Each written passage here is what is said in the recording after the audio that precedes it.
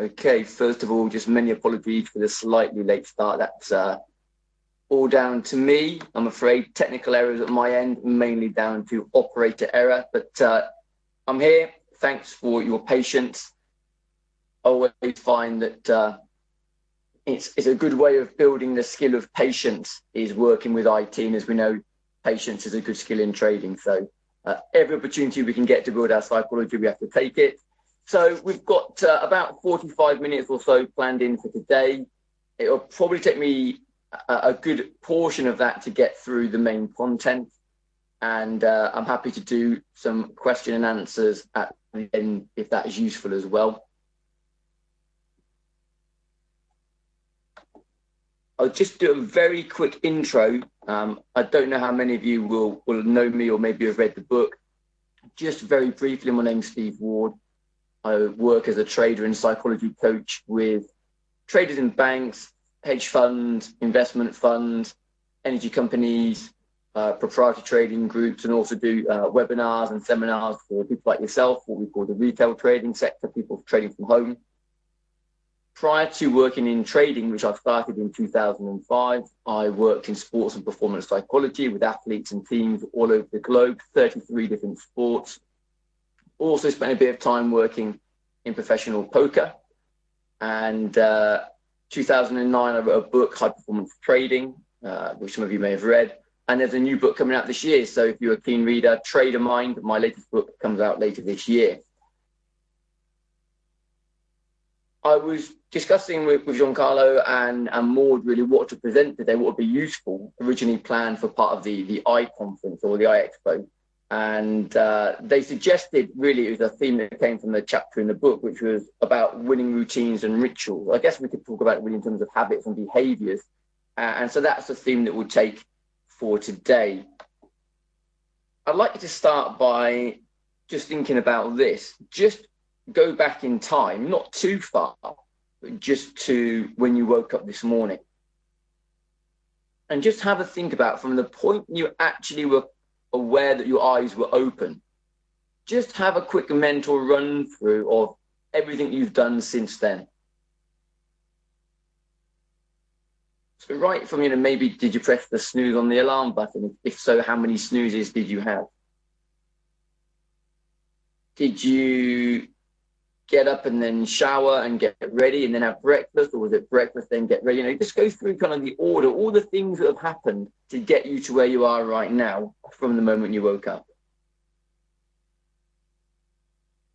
And it's quite interesting when we reflect on that, just actually how much we've probably done, assuming a few of you have been up for more than a few hours, and how much of that actually is automatic. It's become a routine. We've developed over time these routines, these patterns of behavior that generally get us some kind of result. And what often happens is when we're building behavior, we build patterns, they get us some kind of result we see as being favorable, and then we keep those patterns. So, the pattern you've got at the moment, you're kind of getting out of bed and getting ready, is the pattern you've got now, but you probably have for some time.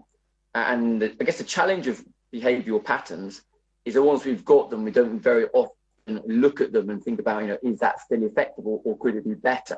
So that's one of our themes for today. But interesting, just how much of life is patterned and automatic. The brain likes automation because it's simple and easy.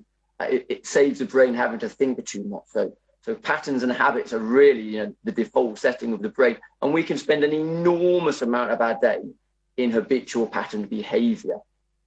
But we can also use that for our own good.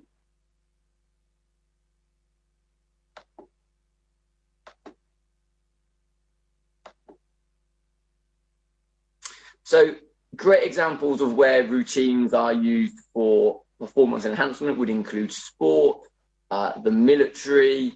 I saw the same thing in poker when I worked in poker. I see the same thing actually in business with some business people, CEOs, and people perhaps involved in doing public speaking.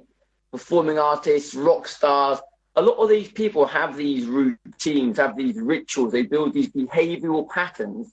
And why do they do that? They do it because it enables them to perform more effectively. So they're not building a habit or routine just for the sake of it. There's some end result, there's a means to the end.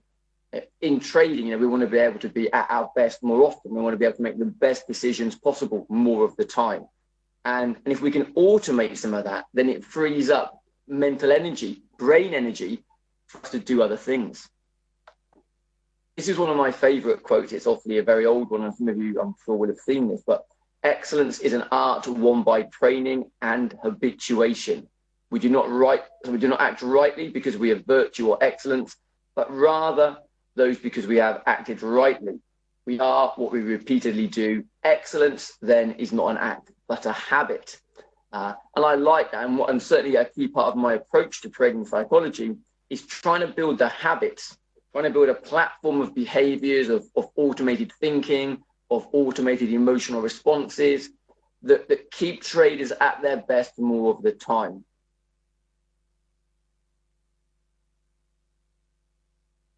So just take a moment, think for yourself about some of your own patterns and rituals as relates to trading. What are the patterns you've built up? What are the habitual responses you've built up? What routines have you put in place?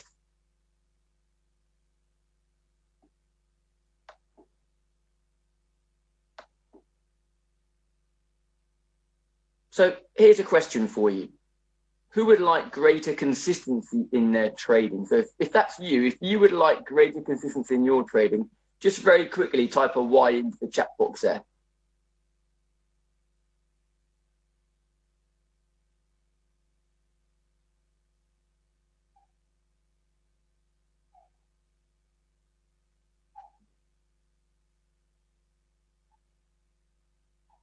Okay. It's something when I'm coaching traders, confidence and consistency are two things that come up very often as being two sort of the core outcomes people would like. The interesting thing about consistency is, well, what do we actually mean by that? What do we mean by consistency? And most people, what they mean is they want consistent returns, and generally over quite short time frames. That's pretty difficult to achieve. Where we can get consistency, however, is in our approach, in our trading behavior, in our ways of thinking, and to a degree in our emotional responses, how we manage energy, and in the behaviors we exhibit. And this is something that Mark Douglas talked about, and I think it was probably in his first book, Disciplined Trader. It may have been later on in Trading the Zone. But he talked a lot about how consistency is created in the mind, not in the markets. And that's certainly, I think, very true. In any performance arena, that's very, very true. We're going to get consistency from what we can control. We will not get consistency from factors outside of our control, such as the markets. So routine can be very helpful, and habits can be helpful because they can actually give us consistency, and we can get an automation of that consistency. So suddenly it becomes very important to consider what habits are we building, because anytime we're repeating, or you're repeating a behavior, you're essentially starting the formation of a habit. So we need to be quite careful. Are those habits going to be useful or not?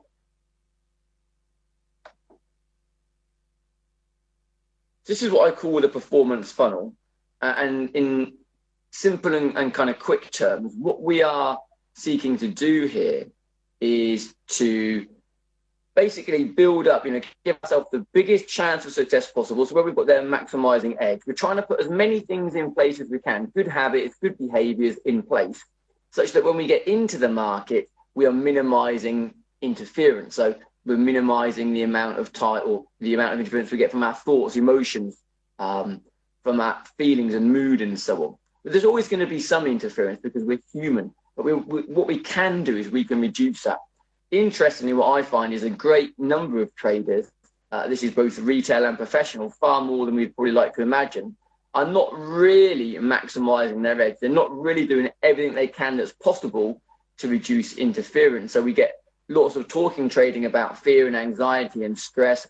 And some of that is what I would call naturally occurring. It's a part of the trading environment. However, I would suggest that a large amount of it is also actually down to people who have got a small edge in the market, either strategically or actually psychologically. So what we're going to have a look at today really is how can we build what I call this positive performance funnel, a funnel that's got a big edge and small interference, because the alternative, if we're doing less, is We then have a smaller amount up front, and we have to deal with more in the market. And this model, what I would call a negative funnel, where the left-hand side there is smaller than the right, that is quite common for lots of traders, that they're simply not doing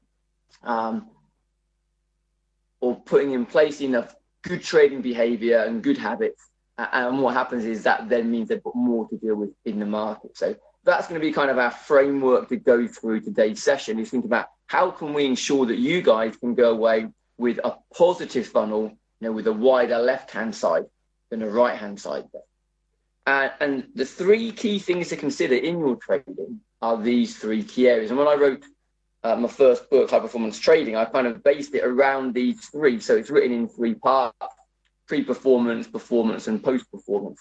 And it's interesting, and again, reflect back for yourself now about your own habits and behaviors. What are you doing even before you get to the trading screen? You can be either putting the odds in your favor of making better decisions or not. When you're in front of the screen, there are things that you can be doing that will be helping you to make good trading decisions or not. And likewise, what we do after the trading session, after the trading day, that can be adding into our trading, or it can be taken away from it. So what I thought we'd do is have a look through each of those three bits. And again, we've only got a short period of time, so we'll touch on a few key elements that I think are really important about how we can start to build that performance funnel, build that big edge on the left-hand side. So I want to start with preparation. And certainly from my sports psychology days, one thing you'll find in elite sport is that preparation is key. Athletes and teams want to turn up to a competition knowing they've done everything possible to be ready. Top athletes and teams know they can't guarantee success, but they will do everything they can to commit to that success without a guarantee of a win. So we don't know if we're going to win or lose, but we have to do everything possible to ensure that we do, but with no guarantee of that success. That's quite challenging, but preparation is one of those. So again, just for a moment, just have a quick bit of reflection on, how well prepared are you going into the trading session? So, and if you want to give me some feedback, we can do this. Let's say a 10 out of 10. So a score of 10 is extremely well prepared, couldn't be more prepared, so everything you need to know, completely ready for trading, and doing that consistently every session would be a 10. And we can have a variance of that also on a 1 to 10 scale. So just give me a little bit of feedback, how well prepared are you when you're going into trading the markets?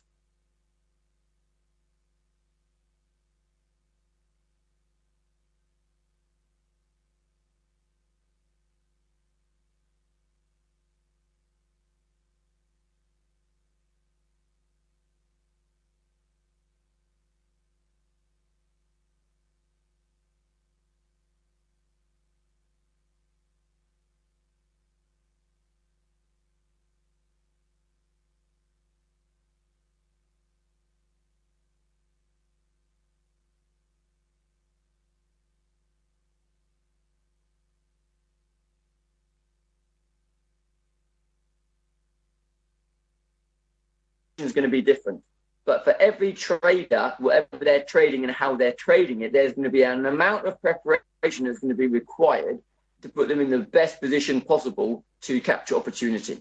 And that might be, for some people, 25 minutes. For somebody else, it might be an hour or 2 hours. So, and we're going to get into detail about what those things might be. I'm just curious at this stage as to what you guys are doing already. One of the guys I coach, who's a very successful trader and has been for a long time at one of the investment banks, his theory is that only about 30% of the market is ever really prepared for what's about to happen. And that means that 70%, 7 out of 10 people are coming into the market underprepared. Now, from his perspective, what that means is you're giving away edge immediately. One of the few things we can control in trading is how well we prepare. That's a controllable. So if we're not utilizing that, if we're not really taking advantage of that, then when we get into the market where we've got more uncontrollability, less control, then immediately anxiety can be higher, confidence can be lower. We're a bit more reactive rather than proactive. So we want to be in that 30% of traders who are well prepared, and obviously we might well bump it up to 31%, which would be great. But that's where we want to be. So preparation for me has two key dimensions, and someone's given some feedback here about practicing their yoga on a daily basis, and that's certainly very good, and I like that because that's about physical preparation, physical, mental, emotional. So the first part of preparation will be what I would call technical tactical. So this is, news, data, levels, looking at your strategy, thinking about the game plan or the approach for that particular trading session, bearing in mind that, no two trading sessions are the same. Markets might have slightly different dynamics, different sentiment, different motivations. And one of the key factors from a psychology perspective that I want to suggest would be useful for you if you're not doing it already is market scenario or rehearsal. So in sport, we call this if-then thinking. So looking at, the market and what may happen during the course of the day, so there's data coming out and so on, we would know that's going to come out. Is it going to be above or below expected? How might the market react to that? And running through in your mind some of those possible scenarios and what you would do. So if the market does this, then I will do this. And just by doing, a few of those as part of your preparation, if any of those events do actually happen, what happens is neurologically, so mentally, psychologically, you're far more ready, you're prepared, you'll respond more quickly, and you'll respond with lower anxiety. And that can make all the difference in those moments, just having a bit of, proactivity, looking forward, but having that little mental rehearsal, running it through in the mind. That was a big thing that we did in sport, particularly if athletes were going to big events, looking at what might happen and how you're going to respond to that, so that they can just have a little bit more confidence and a bit more in control in those situations. So that's your technical tactical. But obviously the next element of your preparation is the mental, emotional, physical. Now this is really important, things like sleep, breakfast, exercise. We might have some mental, emotional training, some mindfulness training, which I personally endorse quite highly. Could be music, could be mental rehearsal. Interestingly, there's two traders who come to mind, both of them very successful traders, who music was a big part of their preparation. In fact, one guy had about a 15 to 20 minute drive to work each day, and he prepared for himself. I think he had about 4 or 5 songs in a row, and he would play them, and they would basically change in their kind of tempo and flavor, for want of a better word, so that when he left home, it was one style of music, one tempo, one level, to a different level when he arrived at his trading screen or the office prior to the trading screen. So it was almost like a kind of a winding him up, and he had a different set of music for then coming back from trading and back to home. So he's using that music to kind of affect his mental and emotional state, and very effectively, as people do in sport, and as some of us do often in life as well. Music can be very powerful. But, fundamentals like getting a good night's sleep, they're things we can easily take for granted, and we'll talk later a bit more about energy, but these things are really important, being ready, because if you're tired and if you're hungry and if you're fatigued, then no matter how good your strategy is, no matter how much skill and knowledge you've got, you simply will not be able to get the best out of yourself. So, it's important. You think about yourself as being a container. We need to have the container in good shape so that everything inside the container can kind of work well and can produce its best results. So preparation, absolutely key. So, again, whatever level you're at, whether you're a 4 or up to a 7, think to yourself, what could I be doing more of, or what could I do better, or maybe what do I need to stop doing that could get me more prepared when I turn up, And it's another challenge sometimes, and I traded myself from about 2006 to 2010, really just to kind of see what trading was like and kind of get a flavour from the other side of the screens as such. But I found myself, you get to the screens, you want to start trading, you've been doing something else. The payoff is preparation versus execution. That's the big challenge. But our execution, when we're not well prepared, is not our best execution. So we're giving away edge. And markets are competitive. We don't want to be giving away any edge. We want to be claiming edge from other people. So preparation, fundamentally, really important. Think about, what if scenarios or if then scenarios, and think about yourself. Making sure you're at your best when you're in front of the trading screen is so, so, so important. So the next component would be the performance part, or as I would call it, execution. And 3 key parts to execution in terms of what we can do psychologically, which is attention, emotion, and energy. So we'll take a look at each of these one by one, and I'll try and give you like a little routine, a little habit that you can maybe develop for yourself. So here's a great one for attention. And it's a very simple habit, but very powerful. Attention is critical because without good attention, it's very difficult to do anything well. It's difficult to read, have a conversation, listen to music, trade the markets, play sport, play an instrument, you name it, pretty much whatever it is, at the core of that, you need a well-developed attention. And in trading, one of the key things we want to keep our attention on is process, our trading process. Am I making good decisions? Now, for you to be able to make good decisions, you need to know where your attention is, because all too often what we see is traders' attention drift towards, you know, how much money am I making, or how much am I losing, or how much might I make, or how much might I lose.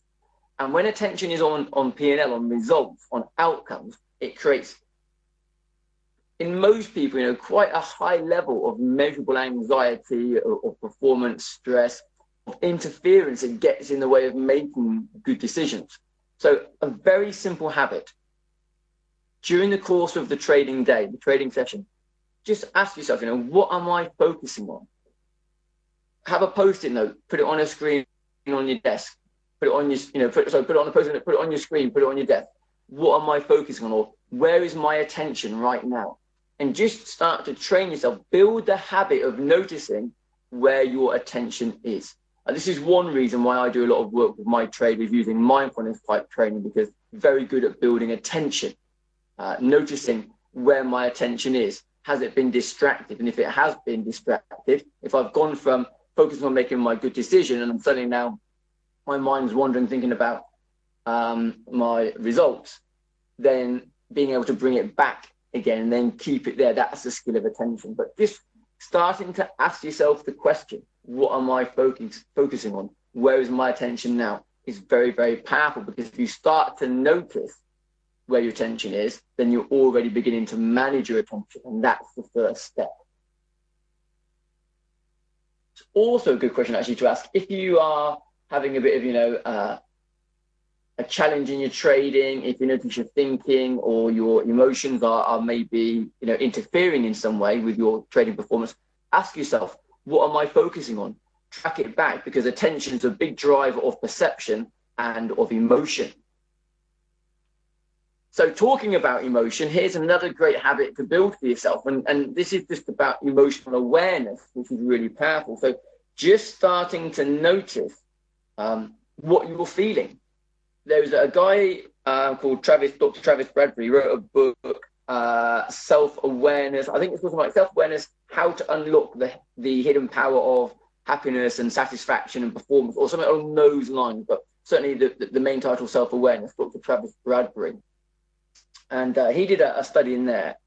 Now, what he found was in the study that only 36% of people were able to identify the emotion they were feeling in real time. Now, that skill, the ability to notice how you're feeling in real time, is absolutely critical, because that is the building block of being able to regulate emotion. So until you can start to catch yourself feeling an emotion in real time, it's very hard to regulate it. And what happens then is your emotions are basically controlling you. You know, they're happening to you, whereas actually we can be the observer of them. Another really interesting thing that happens when you start to notice your emotions is it changes your relationship with the emotion. You become an observer of what you're feeling. And it's a bit like, you know, there's you noticing now a person who's having that feeling. So it gives you that little bit of distance and space. Now, that is critical, because that's the pause before you react. That noticing, that awareness, when practiced over time, allows you to actually have what we call the power of inhibition or veto, to actually, you know, to have an emotion that might make you go one way, but then actually you can choose something different. You've got some behavioral flexibility. So the simple process, the habit to build is this: checking in. Notice how you're feeling. So here are some ways you can do it. Some clients I work with set an alarm on their phone or their computer. It could be every hour, could be less than that, could be every half an hour, every 15 minutes. And it's a little ping, and it's a reminder to check in. How am I feeling right now? Just noticing it. And name the emotion. And what is it I'm feeling? That's called affect labeling, and that's very powerful, actually. Good study showing that when you name an emotion, it's like taking the message from the messenger, and it reduces emotional activities. It kind of quietens the emotional part in the brain, the limbic system down, which is good news for us in trading. So notice what you're feeling and name it. Ping! What am I feeling right now? Name it. And just doing that through the day. Do it in real time as well. And if you start to notice an emotion, or you're noticing, there's some interference, what am I feeling right now? And name it. Get used to processing emotions. Emotions, and we haven't got time for this in great detail, but emotions are not bad, by the way. Emotions are very helpful to us. It's how we work with them that makes it either good or bad. So this is much more in line with what we know in neuroscience about working with emotions. Notice it, name it. Again, simpler version, have a little post-it note. Check in. That's all it's got to say on your screen. But it's building that habit of doing that. Another way you can do it is every time you look at your watch or you look at the clock, check in. So you can use it on a more sort of a random way. But the core concept is checking in is what's really key. The third part, which is really important, is energy. Your brain is an energy system, and your brain is an energy system sitting inside the body, which is an energy system. So what your body and your brain both need to function effectively is energy. And again, interestingly, it's something that people kind of, I guess, intuitively know, but a lot of people aren't managing it. And it's when we talk about the impact of energy on performance in trading, it's not marginal, it's pretty significant. There's some good studies coming through now showing that, sleep and exercise, for example, have a big impact on brain function, but also nutrition. There was a great study done in Israel with parole boards in prisons, looking at the decisions to whether keep a prisoner in or let a prisoner out, before their sentence had expired. And what they found was interesting, that the biggest factor that affected a decision as to whether you were released or not wasn't the sentence, it wasn't the culture, it wasn't the length of the sentence, wasn't the crime you committed, it was time of day. And if you went early in the morning, you had a 70% chance of being paroled, irrespective of any other factor. If you went at the end of the day, it was only 10%. And the next best time, as you probably can imagine, was after lunch, where you had a 60% chance. And that's because the brain at the start of the day and after lunch is rested and fed. And as it goes on through the day, as people are making decisions, they're using up brain energy, glucose. And if it's not replaced, then there's lower levels of glucose and the brain has to try and make simpler, easier decisions, and it's more prone to making mistakes. So it's called decision fatigue. So during the course of your trading session, and obviously some of you will be working all day, then coming in and trading, so it's really important for you guys as well. We need to make sure, as far as we can, we're as rested as possible. That's why I call this reps, kind of short for refreshments. Make sure we're getting as much rest as we can. Make sure we're keeping glucose coming into the brain. Roughly every 2 to 3 hours during the trading day, you need to be eating something. Keep the glucose supply going into the brain. Preferably slow-release carbohydrates or food, not refined sugar. Fluids, so obviously water, juice, ideal. And stretch. Now, by stretch, I mean just kind of get up and move around. There's been interesting research around what we call sitting disease, the fact we're all sitting around too much. So it's not good for us. It's not good for the insulin in the system. And it's not great, in terms of posture and everything else. So getting up and moving around, even just kind of walking around your chair or standing behind your chair and doing some, a few sort of little stretches, just shaking about a little bit, but get a bit of movement in as well. So resting, eating, fluid, stretching, not a bit part player, but a significant part, because if your energy level is low, your brain simply cannot function as well. You could have the best trading system in the world. You could be the most skillful trader in the world. You will not get the best out of yourself. It's like having a really high performance sports car and not looking after, putting the wrong oil in, putting the wrong fuel in, not keeping it serviced and maintained. It's just not the right thing to be doing. Hedge funds know this. Hedge funds are really into this. Banks are moving this way now. People are realizing actually the mind and body are connected. They're an integrated system. They're not separate. Healthy mind, healthy body. Absolutely true. It's not just Eastern philosophy. It's neuroscientifically proven. We need to be looking after ourselves from that perspective. third part of the 3 stages of performance: evaluation. So again, good habits to build in terms of, at the end of the day or end of the trading session, having some kind of trading log or journal. You guys will know this, but again, the research shows conclusively that people who are keeping journals, is very helpful on 2 fronts. One is it improves your decision making in terms of the reflection and action process, but also logs and journals, if they're done well, can help you to actually process a lot of the emotions and thinking patterns that actually can become interference the next day. So you're kind of working things through the system. So it's highly effective for that, highly effective. So some guys like to print out their charts and annotate them. It could be metrics, it could be number data, wins, losses, win-loss ratios, and so on. But some kind of evaluation is fundamental. You won't see top athletes not, going without performance analysis. It's big in business. We want to be looking at, what's going on and can we improve it. One particular trader I worked with had a very simple methodology, that is barest to bones. If he'd made money, he would ask himself, could I have made more? And if he'd lost money, he would ask himself, could I have lost less? But in asking those questions, he was having to think about, how did the market trade? How did I trade the market? What outcomes did I get? Could I have done anything differently? But he was also then doing it as well from 2 perspectives. He was obviously looking at it when he was winning and also when he was losing. And that's what we don't always tend to do. People tend to be a bit more introspective when we're losing. That's the brain's negativity bias. And again, on the screen here, just for you to look through really, here are some things I would consider to be important in terms of evaluation. We want to look at process and outcome. It's not enough just to look at the result. We need to look at how did we get the result? What happened? We need to look at successes and failures, as we just discussed.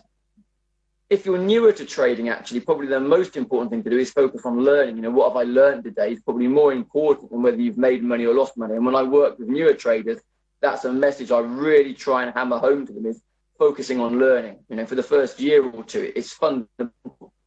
The more you can learn at the beginning, the more you can earn later. But a focus on earning too early and not enough learning, it limits what you can do further down the line. So you have to take a bit of a longer term perspective, focus on learning.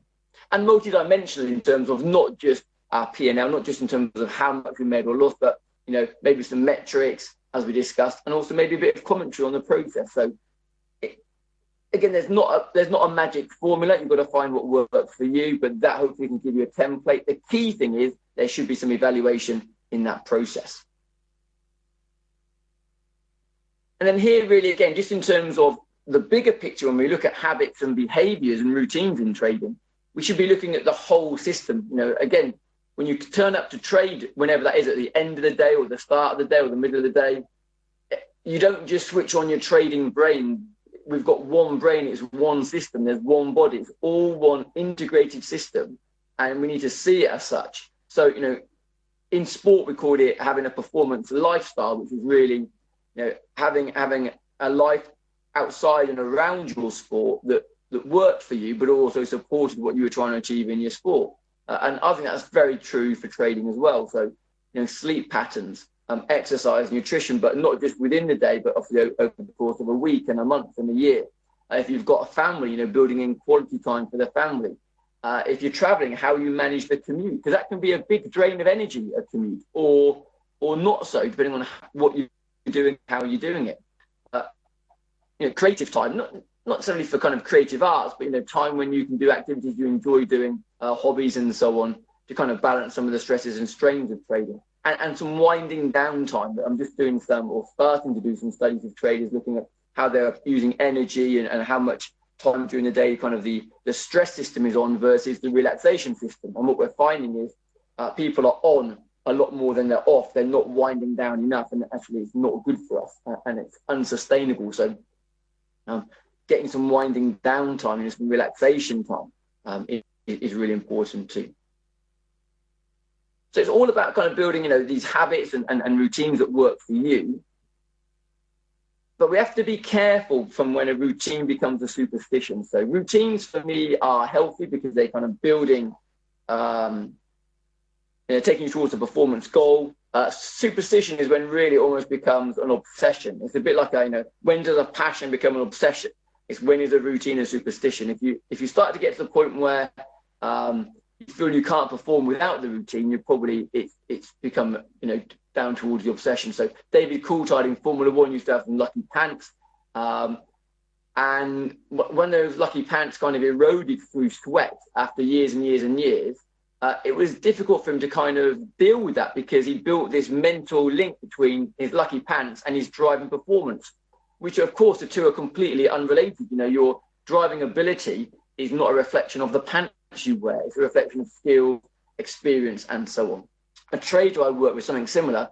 When we went into the building, we'd always go through a particular turnstile, which was great until one day when he turned up, the turnstile wasn't working. And so what he did was he went home, and he came out the next day and it wasn't working. So he didn't go in. And for a period of 3 days, he didn't trade because he couldn't get in through the building through his lucky turnstile.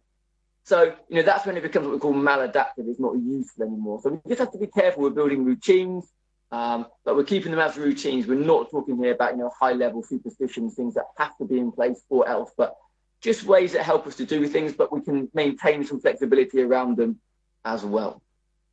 When we're building a habit or behavior, what you're essentially doing is you're building in the brain neural pathways. So you're building networks in the brain that enable the brain to repeat the action or that way of doing things without having to consciously go through it. Those of you who've learned to drive would have been through this process. You would have, learned to drive, first of all, very clunky, having to think your way through it, practice, and then soon we're driving without having to, consciously think about it. And that's how all habits and behaviors are built. They're built through repetition and the building of these pathways, a bit like bridges. Now, hard to explain over the web.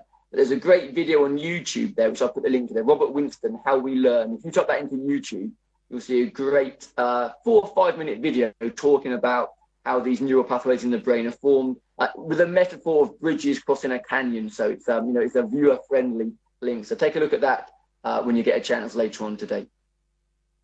How long does it take to build these routines, to build these habits, to build these behaviors? Well, it used to be talked about 21 to 28 days, but that was never really verified. It kind of appeared in a couple of books and everyone jumped on the bandwagon. But some research was done quite recently, 2009, and they found basically it's roughly 66 days. So it's quite a bit longer, but that's when it's really ingrained and automatic. But it would vary. So, building a habit of drinking a glass of water versus doing 50 sit-ups would have different trajectories. So it's going to vary depending on what the habit is you're building, how frequently you can practice the habit, what any maybe opposing habits might be. But, I always, if you're looking at probably 30 to 60 days to build these routines and habits to make them automatic. But once you've got them, you've got them. So it's heavy, it's intensive up front, but then also you get the benefit further down the line. So here's some things to think about in terms of maybe what you can take from the webinar. When you go away from today, think about what routines and habits you've already got in place for your trading. Then you've got to think about which of those habits are useful, what we call adaptive. Are there any ones that maybe used to be useful but aren't useful anymore? They'd be what we call the maladaptive ones. And are there any new routines? Is there anything we've talked about today that may be around managing emotions or energy or attention or preparation or on the evaluation side, on the performance and lifestyle side? Is there anything you could be doing new that you're not doing now or doing a bit more of or doing it better that can be helpful for you? If you're interested in finding out more about trading psychology, on the 23rd of April, I've got an online program starting. I'm not going to go through it in great detail, other than it's 12 hours. It involves some webinars, plus some one-to-one support from myself. Every trader that's been through it, which is hundreds, almost thousands of traders now over the last few years, has improved their trading as a result of that. It's based on what I provide for institutional traders, so you'll be getting exactly what the guys in the banks and the funds get. It starts 23rd of April, which is a week on Wednesday. There's a special discount for FX Street members.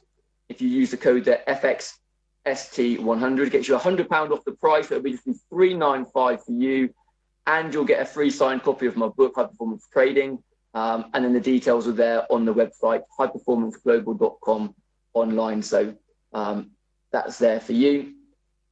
And I'd like to finish off really with just, if we've got time and there's not long, if anyone's got any questions. So if you've got a question you would like me to answer, you can do that just by typing it into the chat box, and we can maybe just get one or two of those done before our time is sadly up. Okay, one here. Steve, do you not think that some of the best preparation is having thoroughly back-tested, demo-tested, and then live-tested your strategy, which then reduces? Yeah, absolutely, yeah. So from a strategic point of view, absolutely, yeah. If you've got a strategy that you've tested, that you believe works, then obviously that's going to be key. I guess I'd probably look at that as kind of longer-term preparation rather than that kind of short-term before we get into the trading environment preparation. But yeah, certainly in the background of everything, our strategy is key. Likewise, our skills and knowledge, having good skills and knowledge, you know, in terms of the bigger picture of preparation, is absolutely fundamental. We could look at really trading as three-dimensional: skills, strategy, and state. So having the skills and knowledge, having a good strategy, and then having, you know, the state, physical, mental, and emotional, to be able to execute your strategy and so on. I've been told we've got to wrap up there, so our time is up. I've just seen a couple of questions coming through. My apologies. If you've got questions, please do feel free. You can email me there directly, steve@performanceglobal.com. But we do have to wrap up. I'm getting the elbow. So, hey, thanks for taking the time to tune in today. Hopefully you've got some things that are useful. If you've got more questions, do feel free to email me. Other than that, enjoy the markets and enjoy the day wherever you are. Thanks very much. And also, thanks to FX Group for allowing me to have some of their time.